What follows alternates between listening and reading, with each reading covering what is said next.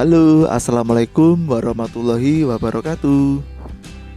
Bagaimana kabarnya teman-teman semua? Semoga di hari Senin ini kita selalu diberikan kesehatan ya, dan pastinya selalu semangat. Amin ya robbal alamin. Nah, pada kesempatan hari ini ya, saya akan menjelaskan tentang unsur intrinsik ya, unsur intrinsik dalam karya sastra. Nah, karya sastra sendiri itu dibagi menjadi dua ya, yaitu fiksi dan non-fiksi. Kalau dalam unsur intrinsik itu masuknya di teks fiksi, yaitu teks yang bersifat khayalan. Seperti itu ya. Biasanya di dalam materi unsur intrinsik ini biasanya keluar juga soal di ujian semester ataupun di ujian nasional, dan biasanya keluar soalnya itu sekitar 5 soal. Oke, langsung saja kita masuk di materi unsur intrinsik. Unsur intrinsik adalah unsur yang berasal dari dalam karya sastra. Nah, kalau kebalikannya itu kan unsur ekstrinsik.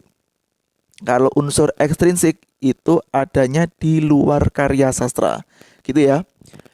Jenis-jenis unsur intrinsik itu meliputi: pertama ada tema, kedua topik, ketiga tokoh, keempat penokohan, kelima alur cerita, keenam latar, ketujuh sudut pandang, dan terakhir amanat. Nah, nanti akan saya jelaskan ya satu persatu dari jenis-jenis unsur intrinsik dalam karya sastra. Unsur intrinsik yang pertama yaitu tema. Nah, pasti adik-adik semua, teman-teman semua sudah paham ya pengertian dari tema itu sendiri. Tetapi kalau mencari tema itu biasanya tuh bingung. Nah, nanti saya akan kasih triknya. Pengertian dari tema yaitu ide atau gagasan pokok yang menjiwai isi cerita atau karangan.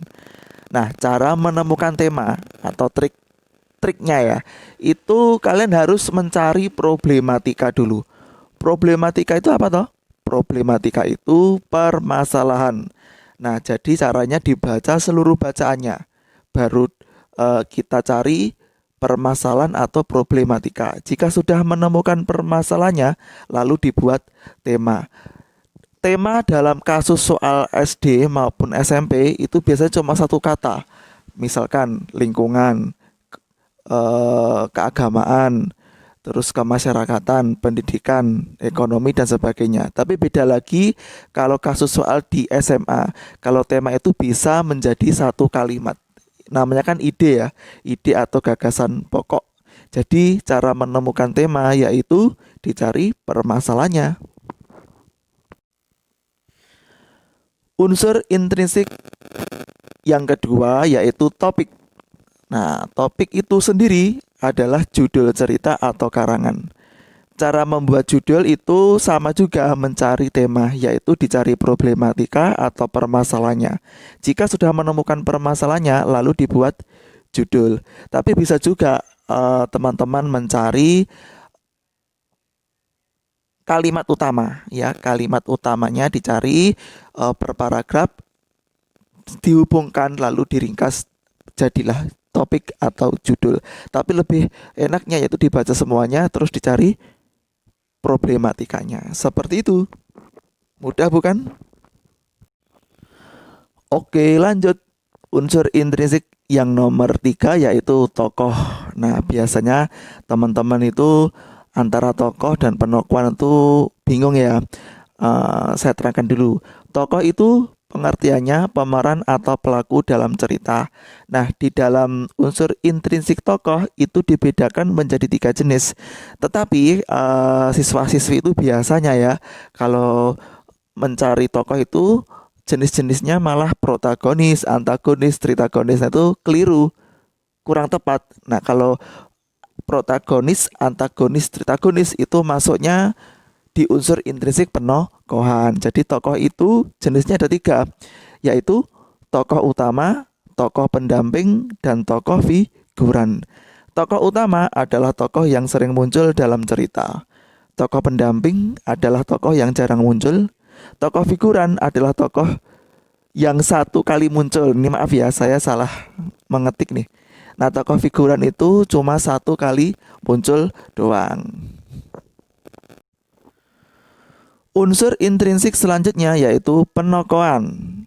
Nah, penokohan itu sendiri artinya sifat, karakter, watak yang ada di dalam cerita. Nah, ini baru dibedakan menjadi tiga, yaitu protagonis, antagonis, tritagonis. Protagonis itu artinya wataknya itu baik. Kalau antagonis itu jahat, tritagonis itu penengah atau pelerai. Misalkan ada tokoh yang bernama Andi. Dia memerankan jahat dan juga baik. Nah, kita cari yang mayoritas atau yang paling banyak dia memerankan tokoh apa. Oh, ternyata 60% protagonis, 40% antagonis. Berarti condongnya ke protagonis. Gitu ya. Lanjut, unsur intrinsik selanjutnya yaitu alur cerita. Nah, alur cerita atau jalannya cerita gitu ya, alur. Dibagi menjadi 3 jenis, yaitu maju, mundur, dan campuran. Nah, jangan maju mundur cantik ya. Jadi ada 3. Alur maju itu menceritakan dari awal sampai akhir, jadi secara runtut atau secara kronologis. Kalau alur mundur itu sama saja sorot balik atau flashback, jadi mengingat-ingat masa lalu. Alur mundur itu mengingat-ingat masa lalu ditandai dengan kata, biasanya yang sering muncul itu 2 tahun yang lalu, 5 tahun yang lalu, sehari yang lalu, atau mungkin 2 menit yang lalu. Jadi kan alur itu menceritakan sorot balik.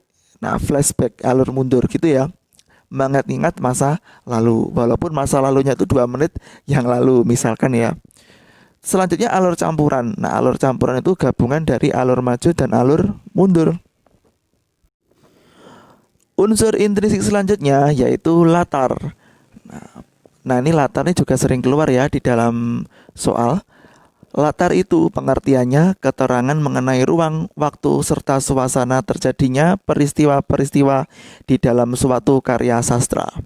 Dibagi juga menjadi 3, yaitu latar waktu, latar tempat, dan latar suasana. Kalau latar waktu itu kan biasanya ditandai kata pagi, siang, sore, petang, malam, dan sebagainya ya. Nah, bisa juga menggunakan gaya bahasa, misalkan matahari mulai tersenyum kepadaku. Nah, matahari terasa sampai ubun-ubun. Nah, itu siang hari. Kalau matahari tersenyum tadi pagi hari. Misalkan kalau malam hari bulan dan bintang saling bercengkraman. Nah, bercengkrama ya. Nah, itu malam hari. Jadi menggunakan majas. Nah, materi majas ada di video sebelumnya ya. Nanti bisa dilihat. Latar tempat itu kan ditandai dengan kata depan, yaitu di, ke, dari, dalam, dan luar.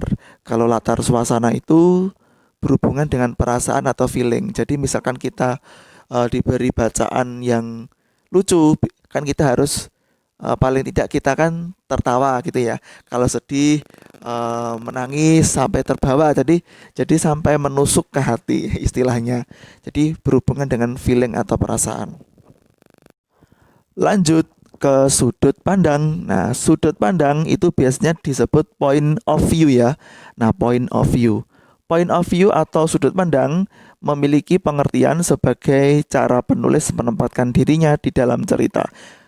Dibagi menjadi 3, yaitu orang pertama, orang ketiga, dan campuran.